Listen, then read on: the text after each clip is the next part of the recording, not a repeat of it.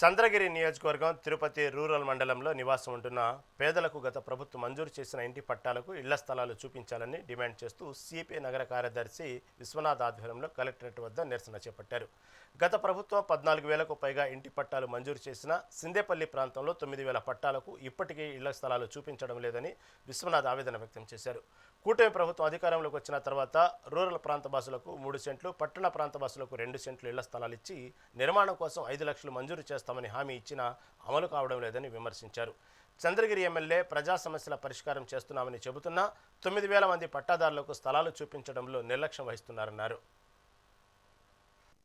ప్రభుత్వం తిరుపతి రూరల్ ప్రాంతంలో 14,000 పట్టాల పైగా మంజూరు చేశారు. సిందేపల్లిలో 9,000 పట్టాలు మంజూరు చేయడం జరిగింది.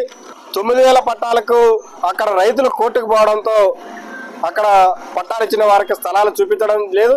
కానీ కూటమి ప్రభుత్వం వెంటనే అధికారంలోకి వచ్చిన తర్వాత అనాథరైజ్డ్ లేఅవుట్లు కానీ కోర్టులో ఉన్నవి కానీ ఏదైనా ఉంటే అట్లాంటి పట్టాలు వెంటనే తక్షణమే రద్దు చేసి పట్టణ ప్రాంతాలకు వారికి 2 సెంట్లు, రూరల్ ప్రాంతాల వారికి 3 సెంట్లు ఇస్తామని చంద్రబాబు నాయుడు గారు హామీ ఇచ్చారు. కానీ తిరుపతి రూరల్ లో ఒక ప్రత్యేక ఉన్నది.